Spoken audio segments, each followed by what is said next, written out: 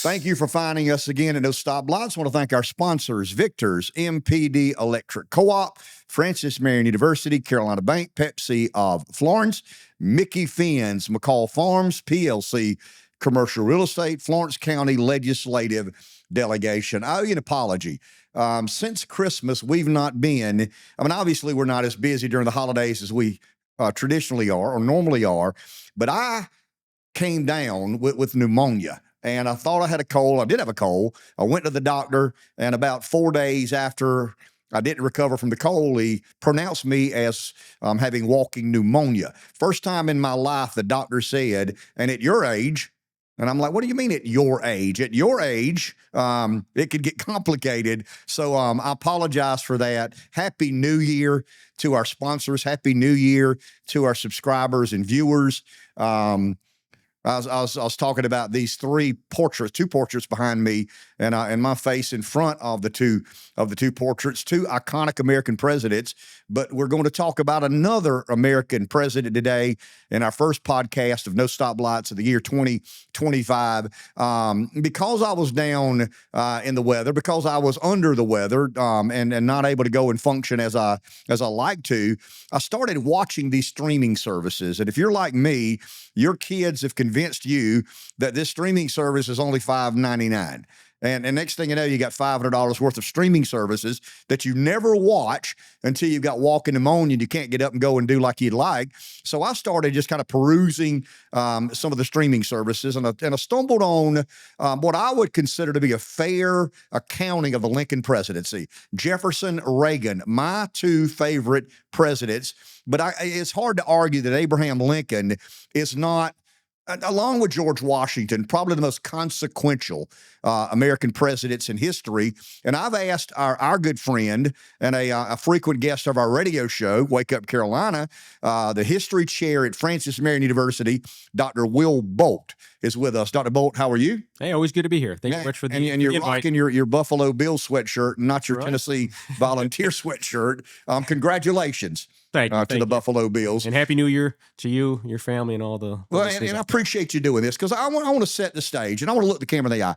If you talk like I do and grow up where I did, there's a certain burden that you carry when you start talking about the Lincoln legacy. You start talking about the Civil War. And I argue pretty passionately that the Confederacy has never been properly accounted for.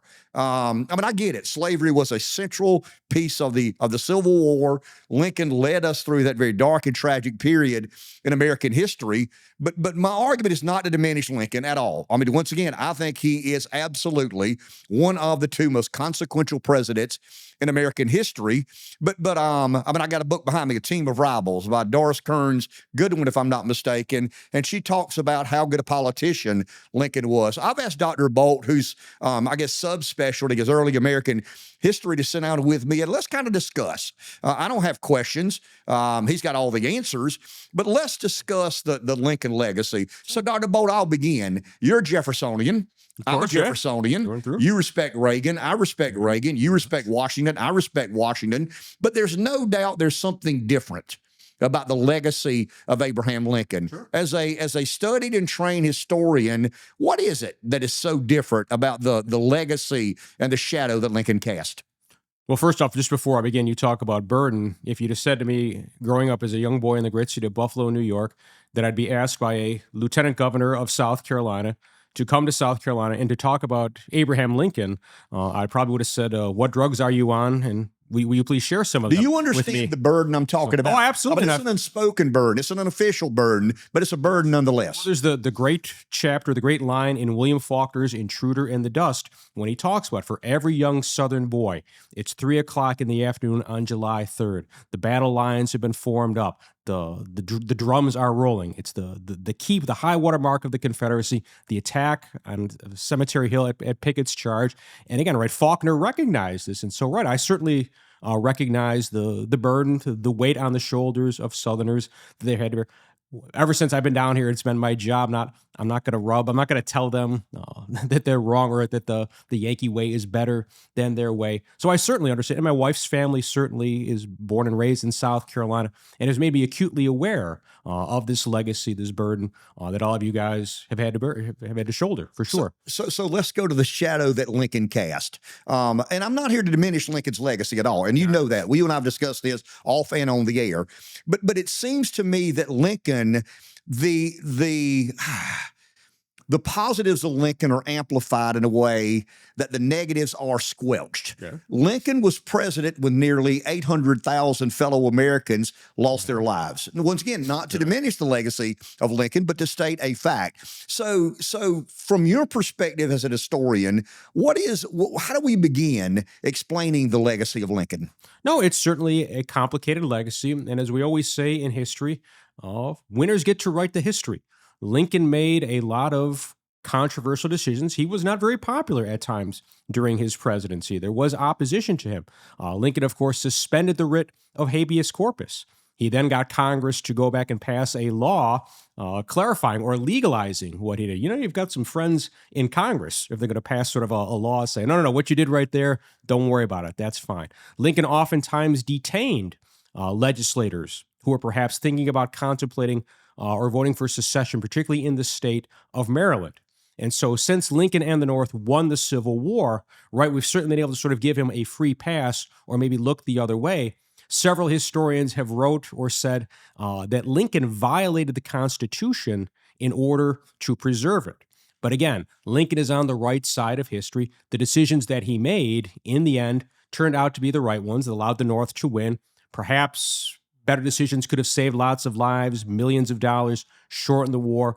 There's no right or wrong answer to that question. But again, at the end of the day, the North was triumphant, and Lincoln was the president who, in spite of opposition, called the right plays and got the North through the war in the end. Is it the miscalculation of how willing the Confederates were to fight and how big a battle they would put up? Was that the biggest miscalculation of Lincoln's tenure as president? No, North and South. I mean, the average American thought that the Civil War was going to be over in a matter of weeks or months. When Lincoln first issues the call for volunteers after the firing on Fort Sumter, he calls for 75,000 volunteers to put down the rebellion. That's, of course, what it was called. And these volunteers were going to serve just 3 months.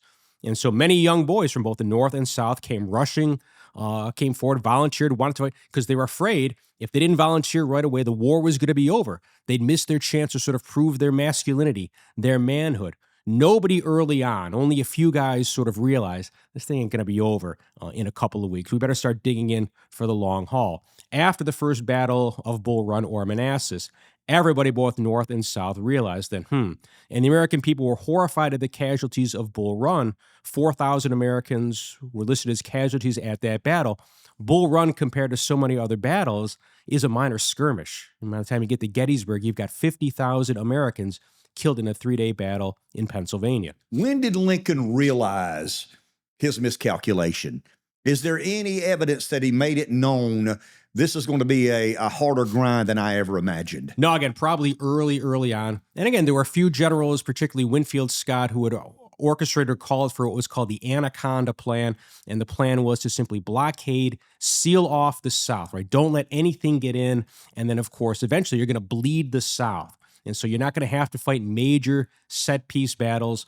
Lincoln, of course, wants to deliver a knockout blow and believed one strong victory for the North. This will force the South to come to their senses. And, of course, he quickly realized the resolve of the South, that they frankly weren't going to turn tail and run at the Battle of Bull Run. And so by July of 61, Lincoln has a recalculation, if you will, and now starts digging in for the long haul.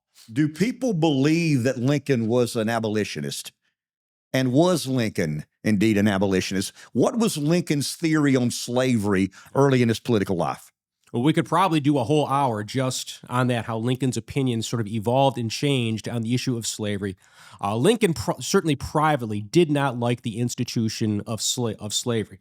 But as a politician, Lincoln, like just about everybody else, the large consensus was that the Constitution was, sadly, a pro-slavery document. that slavery was legal in the areas where it already existed. And so what Lincoln and the Republicans believed that slavery should not be allowed to spread out west into the Western territories. And this was one of the main tenets. This was the main reason why the Republican Party was formed in 1854. We're not going to let it spread out west. We're going to keep it bottled up and contained in the South where it already exists. And so the average Southerner, the slaveholders in the South, quickly realized, well, if slavery cannot expand, it's withering away in certain parts of the South. It's only a matter of time, right before Delaware, Kentucky, Maryland, Missouri, these states are going to flip. So you fast forward 15, 20, 30 years, slavery is going to be just in the deep South, and then the Republicans, they're really going to tip their hand and they're going to move. But Lincoln, really until you get to the summer and the fall of 1862, Lincoln is holding to that line, right? That the Republican Party, we believe we just want to keep slavery from expanding out west. We don't have any problems with slavery where it already exists in the South. Did Lincoln have disdain for the South? Now, Lincoln Franklin was from Kentucky. He's your typical border state guy. Lincoln had lots of friends. In fact, Lincoln was close friends with Alexander Stephens, the vice president of the Confederacy. Lincoln had served with a lot of these guys in Congress, even though he was only there for 1 year. Lincoln was a railroad attorney. He was sort of conversing, crossing paths with a lot of guys in the South as well. So unlike a lot of other Northerners, sadly, who really despised and wanted the South to feel the hard hand of war, Lincoln didn't ascribe to that. Again, he had lots of friends, and all throughout the war, and particularly at the end, he was telling Grant, if I was in your position, let him up easy, right? Offer generous, gracious terms. Let's forgive and forget, and let's move on. Did Lincoln, what abolitionist had the biggest impact on Lincoln? In other words, as he politicizes this war, as he tries to advance some commonality of thought. In other words, as he tries to, I guess, gin up some political support. Who were the abolitionists up north that Lincoln paid most attention to? No, there were lots of abolitionists, right, sort of needling, prodding Lincoln, trying to get him to move along and to strike a blow at slavery. William Lloyd Garrison, Horace Greeley in particular, and Horace Greeley was sort of you could almost say he was the Sean Hannity of his era. He was the editor of the New York Tribune, the most widely read newspaper in the North.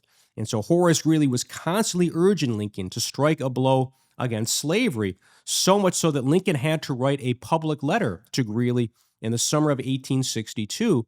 And this is where Lincoln said, my primary goal is to preserve the Union. If I can preserve the Union with slavery in effect, I'll do that. If I can preserve the Union while freeing every slave, I'll do that. My primary goal is simply to preserve the Union. Now, Lincoln, of course, says that publicly, but as a good politician, Lincoln is already moving. He's already shifting and preparing to issue an Emancipation Proclamation. Did Lincoln have any inkling of an idea what to do economically if we ended slavery? I mean, the South was an agrarian economy, largely slavery dependent. I mean, you would agree to that. It was a conundrum. I think there were a lot of Southerners that opposed slavery, but understood how transformative that would be. The heartbeat of the Southern economy. You can take away slavery. Not condoning at all slavery by any stretch, but the realization was the agrarian economy the South was largely dependent upon was predicated on slave labor. Did Lincoln have any sympathy at all for the transformative nature of freeing the slaves and the economic impact it would have on the Union? Because you talked about how he made a decision that preserving the Union was first and foremost. Preserving the Union included to not create economic despair. Sure. So did Lincoln consider at all what would happen to the economy if indeed the Emancipation Proclamation became reality?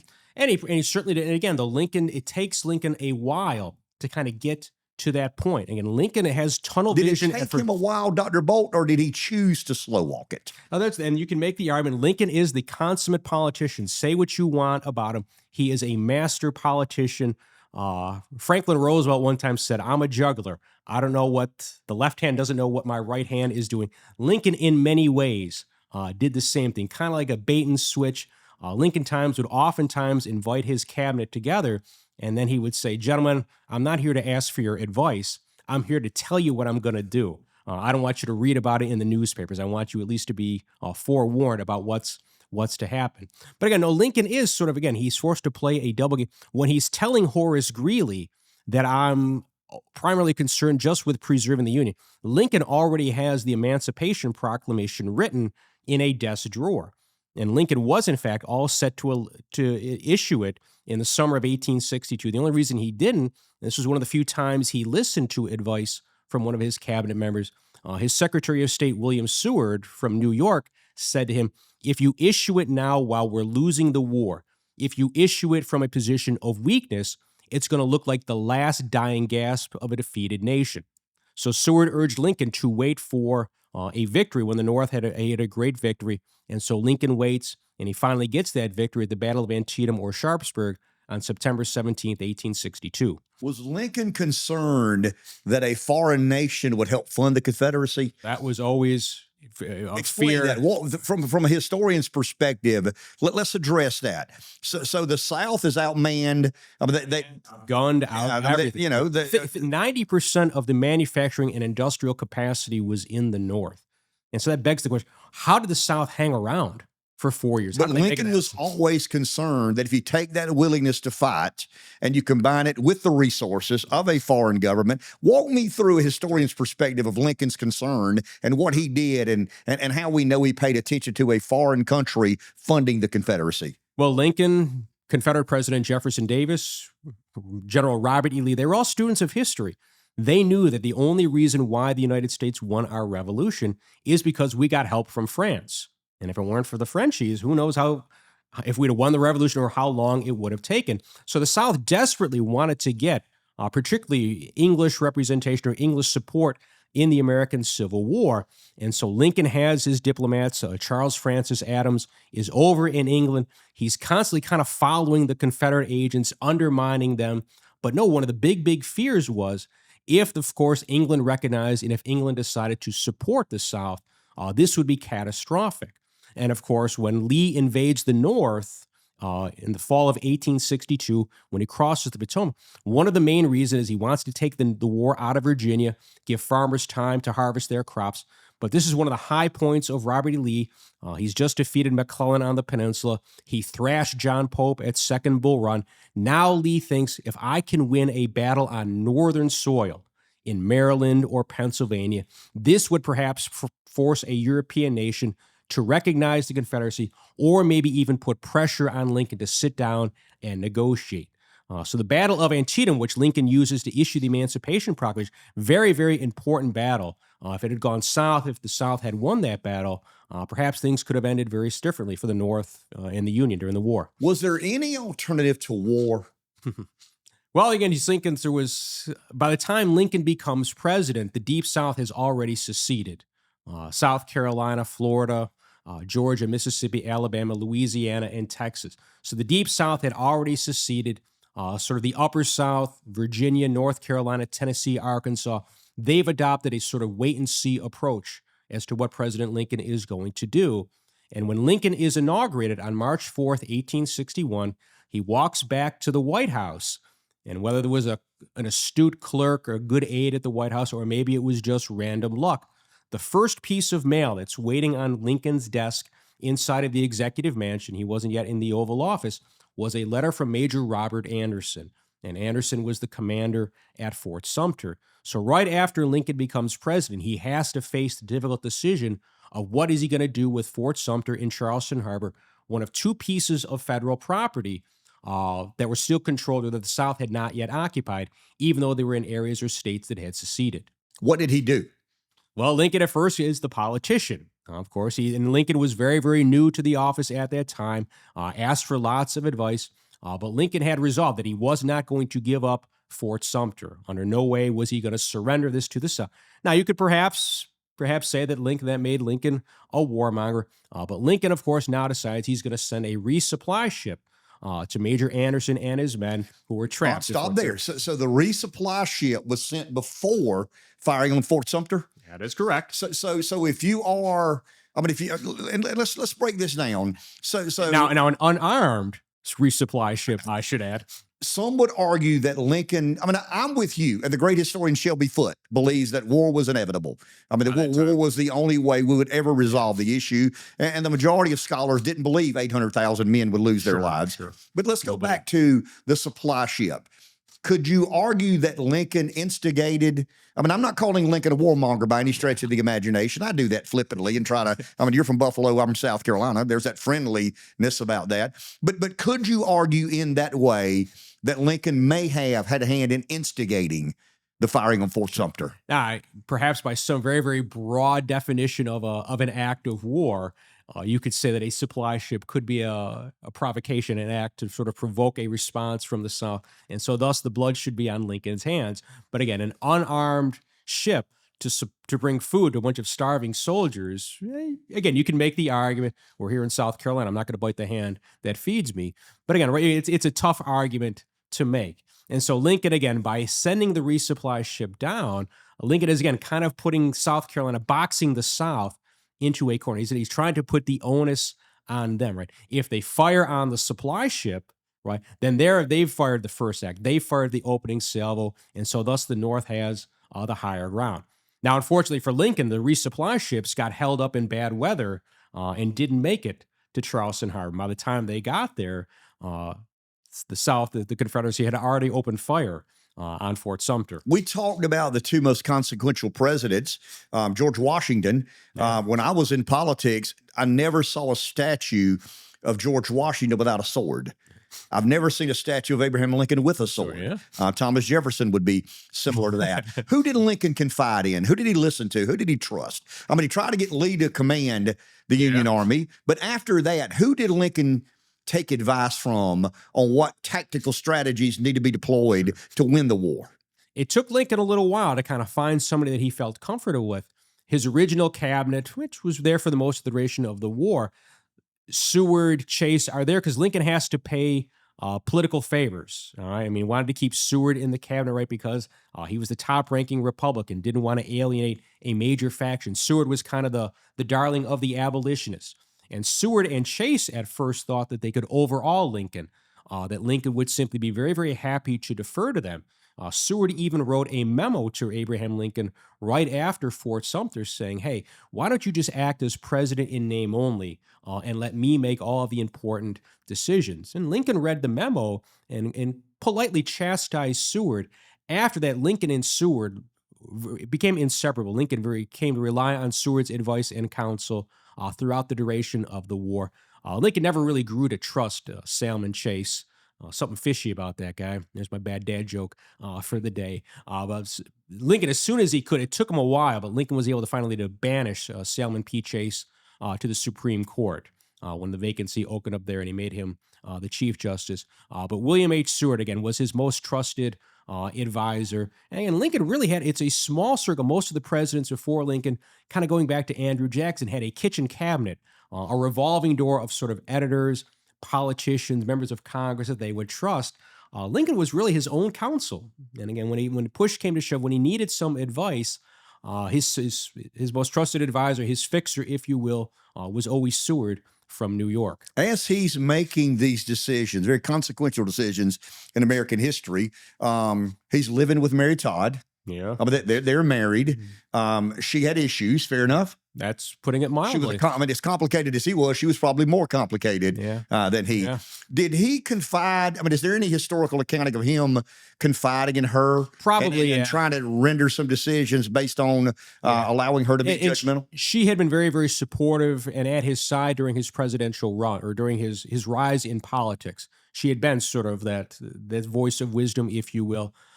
Certainly, there's no doubt that Mary Todd Lincoln probably suffered from some form of depression. And so Mary Todd Lincoln, of course, you have to remember, Mary Todd Lincoln is a Kentucky belle. She had brothers, family members fighting for the Confederacy. There were times when the White House was draped in mourning because the president's wife's family members had been killed in a Civil War battle, and they weren't killed fighting for the North. They had been killed while fighting for the South. Mary Todd, of course, caused him some political headaches. At one time, she took his State of the Union, or what was then called the Annual Message, and sold it to an editor to make some extra money. And Mary Todd Lincoln basically took the White House credit card, didn't have one, but just started spending money lavishly. That he didn't know about. And Lincoln all of a sudden gets the bill and it's like, I'm trying to find blankets and tents for the soldiers, and now we're spending frivolous money on repairs, improvements for the White House. So Lincoln, again, Mary Todd Lincoln lost a son during the Civil War in the White House. And so certainly just had to some body blows. And so Lincoln kind of turned to others for advice. Again, mostly William Seward during the, but again, prior to the war, Mary Todd Lincoln had always been at his side and been very, very supportive and encouraging him and offered sound political advice. But again, during the war, just the blows that she took forced Lincoln to look elsewhere, sadly. Lee surrenders to Grant and Appomattox. When did Lincoln realize the best path forward was to not seek vengeance against the South? I mean, a lot of the Union leaders and some of the political hierarchy wanted to seek retribution and vengeance. Lincoln, however, chose the alternate route. Was that Lincoln alone, or was that Lincoln strategically counseling with other members of the political hierarchy of the Union? No, that's Lincoln, and you could almost say it's presidential leadership at its finest. And so Lincoln, by the time he gets to his second inaugural, is oftentimes regarded to as the greatest second inaugural. Any president who wins a second term, they're judged by how their second inaugural compares to Abraham Lincoln's. It's very, very short, but the key line Lincoln says, with malice toward none, with charity for all. And so this was clearly signaling that we're not going to have a bunch of show trials. We're not going to be stringing up. We're not going to be executing the Confederates. When the time comes, and by that time, this is March of 1865, Northern victory is all but inevitable. Lincoln knows the North is going to win. And so he's suggesting to his fellow Northermen, to the Northern soldiers, that when the time comes, when the Confederates finally are vanquished, when they lay down their arms, let them up easy. We want a smooth healing process. We want to try and put all of this behind them. And so we're going to welcome the rebels, the Southerners, as our countrymen once again. Was it smooth and healing? So, well, this is one of the great what-ifs in American history. Lincoln is assassinated before he's able to put this process into place. His successor, Andrew Johnson, didn't have Lincoln's political capabilities. Johnson alienated, annoyed many in the North. And so this is why Reconstruction is usually one of those few times in American history where they can say, oops, our bad. Could we have a do-over over that? And a lot of the problems, the mistakes of Reconstruction, we weren't able to rectify. This is why we had to have a civil rights movement 100 years later here in America. How long did Lincoln live after the South surrendered from the time he was killed in the 4th? It's less than a week. Right after Lee had surrendered at Appomattox, Lincoln was assassinated on April 14th, Good Friday, and then died the next morning, 7:22 in the morning. And when he passes away, it's the Secretary of War, Edwin Stanton, who famously says he now belongs to the ages. Are historians allowed to hypothesize? Sure, why not? Yeah. So hypothesize for a second how Yeah. Reconstruction would have been different had Lincoln not been assassinated. No, and lots of people have sort of churned that out. It's a good coffee table debate that historians, we're not supposed to have it, but we always do whenever we have the opportunity. And again, as we've said before, Lincoln is the consummate politician. Lincoln sort of knew how to sort of twist some arms. He knew how to play the game. And so Lincoln probably, again, would have been willing to make some deals and some compromises. And so almost certainly, I think Lincoln's political skill, his political acumen, would have had a quick, rather easy transition. There probably wouldn't have been as much lingering resentment and hatred. You wouldn't have had tens of thousands of Northern troops stationed in the South for 5, sometimes 10 years in certain parts of the South. I think it would have been wrapped up a lot quicker, a lot cheaper for the country as a whole. It's a great what if, and who knows, Lincoln, perhaps maybe he could have tarnished his reputation. Maybe this would have been a colossal failure. But I think just the political skills and how Lincoln had been able to navigate the war in many ways unscathed, at least politically, certainly it testifies that he probably could have brokered a better solution to Reconstruction. I read, and you and I have discussed this off the air, I read that one of the southern states spent 1/3 of its appropriations North Carolina on prosthetic limbs Yeah. post-Civil War. Do Americans really understand the human carnage. Probably not. I mean, we talk about fellow American, considering fellow American foe and enemy. I mean, it was nasty and brutal and vicious and a dark, dark chapter in American history. Yeah, no, you don't. No, you're absolutely right. And certainly, and nobody talked about post-traumatic stress, right? This wasn't on anybody's radar at all. And so these guys, some who'd been in the Army for several years, and who knows what they had seen, the horror, the carnage, and now the ones coming back, perhaps missing an arm and a limb, can't do industrial work at this time. We're going to have to kind of struggle just to make ends meet. There weren't any support networks. I mean, eventually we had some pensions for the veterans in the Civil War, but certainly the safety nets that we have nowadays, thankfully for our veterans and those who've made some sacrifices for our country, simply weren't there, north or south. And again, we're having to appropriate a huge, huge chunk. I mean, North Carolina, a quarter, a third of its annual budget. That's just one state. Think of what the other states, how much they were having to spend as well. So just a huge toll financially on the country as well. Why was Lincoln not successful? I mean, we were joking around before we started the podcast. He lost every damn election except the one for president. I think it was one term. The one Congress, that mattered. Yeah. He won a seat in Congress once. But I mean, explain that. Why someone who was so stupendous at that critical moment in American history had a less than stellar batting average at winning elections. That is an excellent point, but I think it speaks to the determination of Abraham Lincoln. And a lot of people, when maybe they'd been kicked, lost a couple of times, would have said, no, this isn't for me. Maybe Lincoln's just a glutton for punishment, but he keeps coming back for more, right? He had been passed over so many times, lost some tough elections, but this certainly built up his character. And I think there is something. That's why Lincoln was, lots of people, the soldiers referred to him as Father Abraham. They were willing to re-enlist, a lot of them, when their enlistments expired. They were willing to do the impossible, right? They were deeply saddened when Abraham Lincoln was assassinated. And all throughout the South, when news came that Lincoln had been assassinated in areas that the North had already conquered or where there was a heavy presence of federal troops, Southerners stayed inside. They closed their doors. They were afraid, vengeful, that there was going to be retribution from Union soldiers as a result of the fact that Abraham Lincoln had been killed. But Lincoln, there's sort of a Jackson-esque, an Andrew Jackson-esque moment. I think many Americans kind of saw themselves in Lincoln. Again, Lincoln was a man who was born into poverty, right? No college education, but yet had worked hard, pulled himself up by his bootstraps, and had risen to the highest office in the land. And so just kind of like Andrew Jackson, right, who was the everyman, the common man's president, I think a lot of Americans, even if they didn't vote for him, if they were a Democrat, saw in themselves a little bit of Abraham Lincoln. Would Lincoln have considered himself a protege of Thomas Jefferson? I think Lincoln famously said, right, that he never had a political thought or sentiment that didn't spring from the Declaration of Independence. And so, right, Lincoln had lots of heroes.